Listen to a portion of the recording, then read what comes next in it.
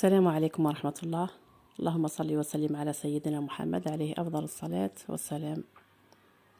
اليوم حبيت نشارككم طبق الرشتة المعروف عندنا هنا في الجزائر.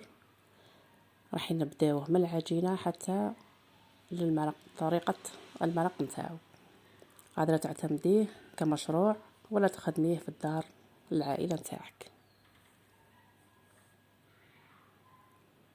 واش نحتاجو هنايا؟ نحتاجو كمية من الفرينة تقابلها كمية من السميد بالتساوي، مثلا رطل فرينة مع رطل سميد. ديري قليل من الملح وتضيفي له قليل من الكركم، هذا السر تاعها باش تجي العجينة صفراء.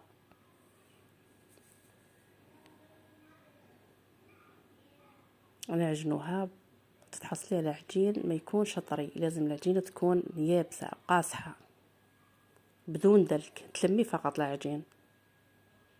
شكلي هنايا حرابيش باش تقدري تكسلي العجين باش يجيك ساهل في الحل تاع العجينة، تجيك ساهلة.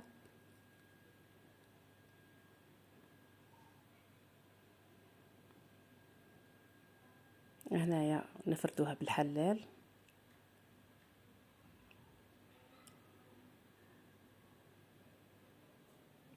في البداية بالحلال، من بعد راح ديريها في الماشينة تاع الرشتة.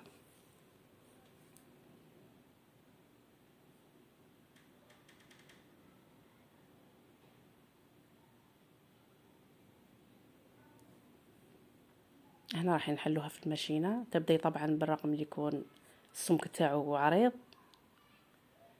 او السمك تاعو غليظ، من بعد تكون العجينة لازم تحصلوا عليها رفيعة جدا، هي رقيقة بزاف.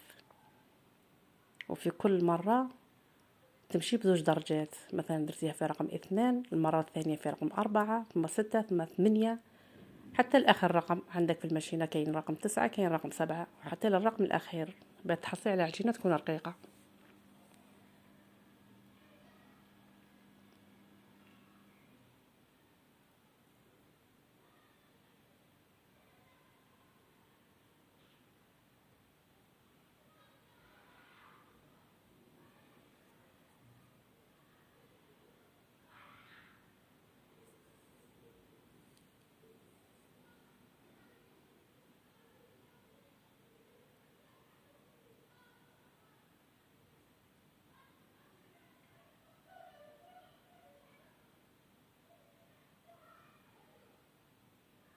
راح تحصلوا على شرائط، تخليها تنشف،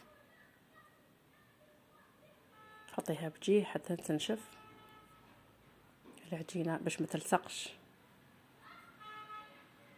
ومن بعد راح نعقبوها في الجهة تاع اللي تخدم لنا الرشتة. وهنا نتحصلوا على شرائط رقاق.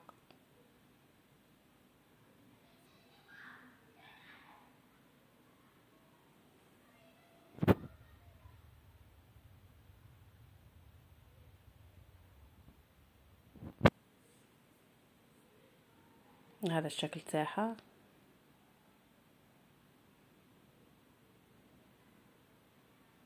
ونخدمو بالكمية قليلة فقط، ما نخلوهاش تتراكم. وفي هذه الأثناء راني دايرة القدرة نتاعي راهي تغلي، الماء راه يغلي باش نروح نفورها.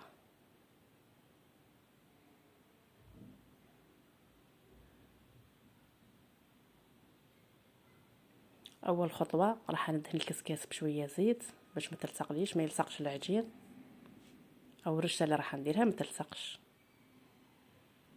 كما قلت لكم نديروا كميات قليله في الكسكاس. كي تفور هنايا راح نقلبها، كل ما نخدم كميه نروح نفورها.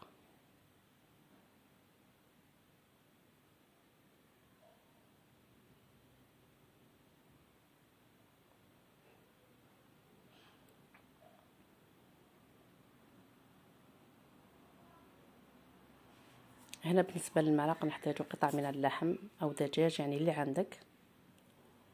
ايضا توابل، عندنا فلفل اكحل، عندي قرفه، وعندي كركم. قطع من اللفت، كميه ايضا من الحمص ما صورتهاش، كميه من الحمص، راس تاع بصل،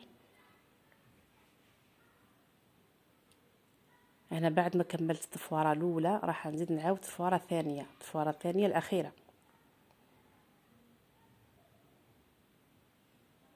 نفورها زوج مرات، المره الاولى بدون ملح كي تكون عجين، والمره الثانيه بعد ما تفور التفواره الاولى نزيد لها تفواره ونرشها بالماء قليل من الملح كيما نعاودو الطعام.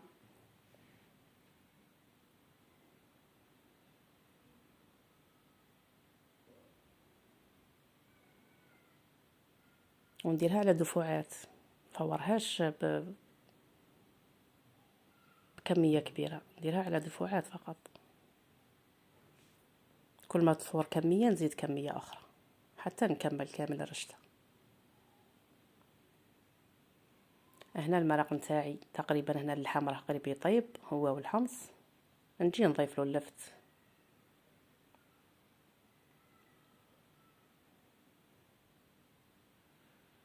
ونخليه يكمل طياب. هذه الرشته تاعنا بعد ما فارست الفواره الثانيه راح ندمها بزبده ولا سمن ذايب وهي سخونه باش تتشرب السمن.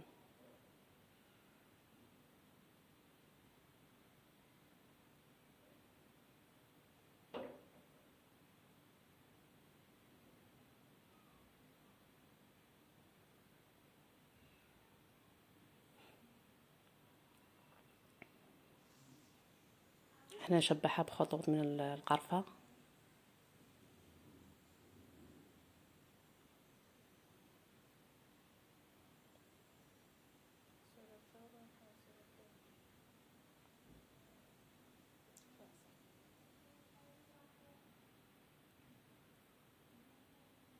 وهذا شكلها النهائي في طبق التقديم.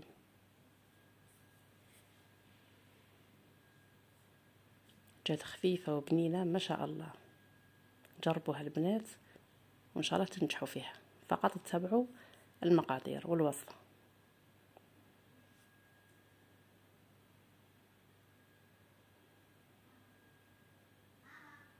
شهية طيبة.